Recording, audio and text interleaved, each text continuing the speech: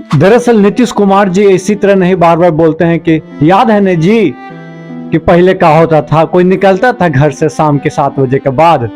तो हम उस पर चर्चा करेंगे कि भाई क्या कारण था कि पहले इतना खौफ था बिहार में, जंगल राज क्यों कहा जाता था बार बार। मैं इस पे चर्चा करूंगा और मैं एक घटना लेकर आऊं आपके सामने, एक सच्ची घटना।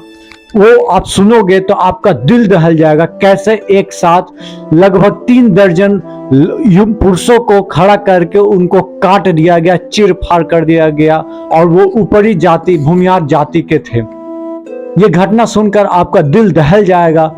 आपको मैं पूरा विस्तार से बताऊंगा कि 18 तारीख को 1999 को क्या हुआ था। पूरे विस्तार से लास्ट तक बने रहिएगा। दरअसल ये वारदात है जहानाबाद जिले, बिहार के जहानाबाद जिले में, जहां सेनारी गांव के एक साथ 3 दर्जन से ज्यादा लोगों को बेरहमी के साथ कत्ल कर दिया गया था। ये वो दौर था जब बिहार के उस इलाके में लोगों का एक ही मकसद था, बदला बदला और बस बदला।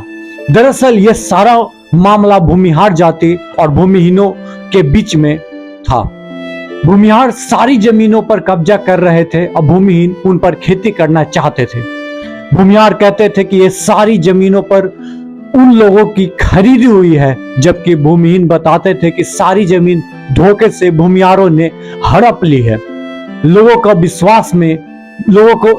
विश्वास में लेकर मूर्ख बनाया जा रहा है।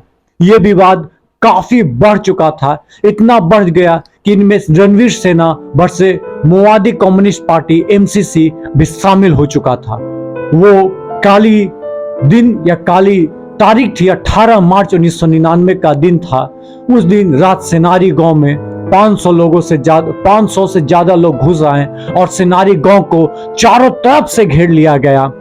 इसके बाद शुरू हुआ दरिंदगी का खेल, मौत का नंगा नाच दिखाया गया गांव के घेर। दरअसल उस दिन गांव के घरों से पुरुषों को खींच कर बाहर निकाला गया और फिर उनमें से 40 लोग को चुन लिए गए, जिन्हें जानवरों की तरह खींचकर गांव के बाहर ले जाया गया और फिर उन्हें 3 टीम में बांट दिया गया। फिर सबको एक साथ खड़ा करके बारी बारी से उनका गला काट दिया गया, उनके पेट चीर दिए गए।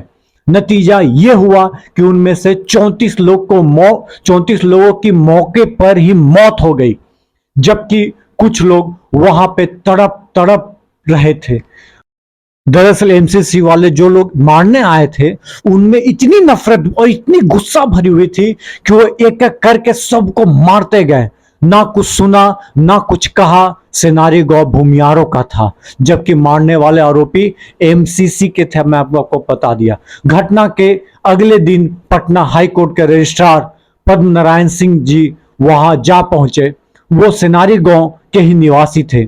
अपने परिवार के 8 लोगों की फाड़ी हुई लाशों को देखकर उनको दिल का दौरा पड़ा और वो मर गए। इतना खौफनाक कहीं नरसंहार हुआ होगा, आप बता दीजिए कितनी खतरनाक, कितनी मतलब कि निर्जलता के साथ मारा गया उन लोगों को कि आप समझिए किसी को हार्ट अटैक हो गया बस ये देखकर।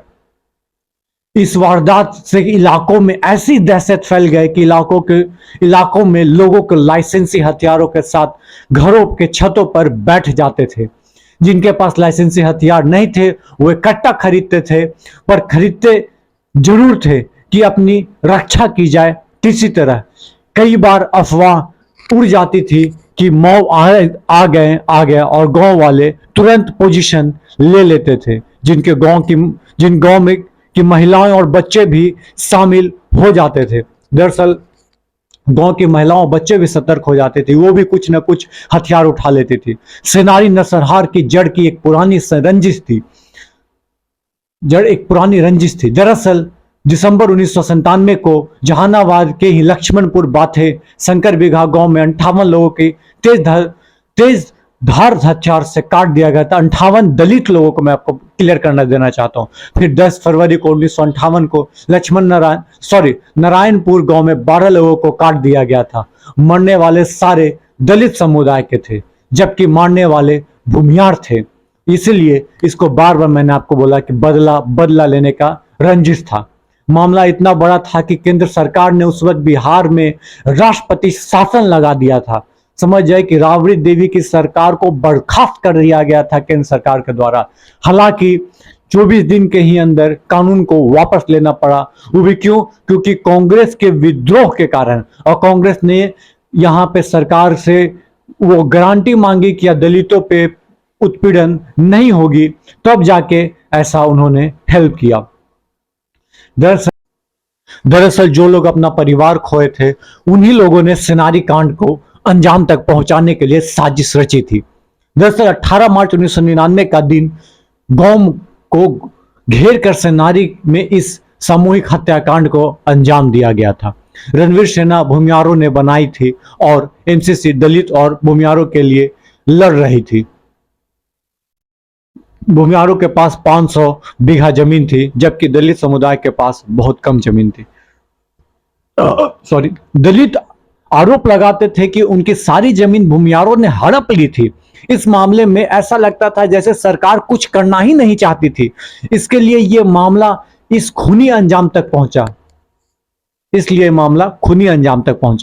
केस में निचली अदालत ने 2016 में 10 आरोपियों को फांसी और 3 को उम्र कैद की सजा सुना दी थी, जिस पर उसके बाद में क्या फैसला आता है, पटना हाई कोर्ट का फैसला आता है कि 13 दोषियों को बरी कर दिया गया। निचली अदालत के फैसला की पुष्टि कर बिहार सरकार द्वारा पटना हाई कोर्ट की डेथ रेफरेंस दायर किया गया था। साथ ही दोषियों ने भी हाई कोर्ट में याचिका दायर कर निचली अदालत के फैसले को चुनौती दी, जहां हाई कोर्ट ने 13 दोषियों को बरी करने का फैसला सुनाया।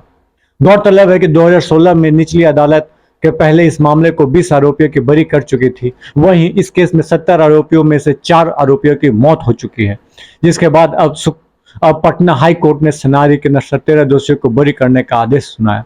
उसके बाद क्या होता है कि लालू यादव, राबड़ी देवी जाति और दलितों को जमीन देने की वादा करके आते हैं।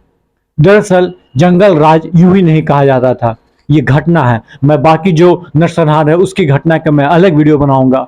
यदि आप हमारे वीडियो को पसंद करते हैं तो चैनल पे पहली बार आए हैं तो चैनल को लाइक से सब्सक्राइब करिए। और इस तरह का वीडियो आपको अच्छा लगा, बिहार के नरसंहार के बारे में आप जानना चाहते हैं, कैसे जंगल राज बिहार में बना और कैसे जंगल राज, बार बार लोग जंगल राज क्यों कहते थे, जो लोग हमारे एज के, आपके एज के, जिनको नहीं पता है उनको मैं बताना चाहता हूँ कि कैसे जंगल राज था बिहार में उस समय, जिस समय हम छोटे हुए करते थे।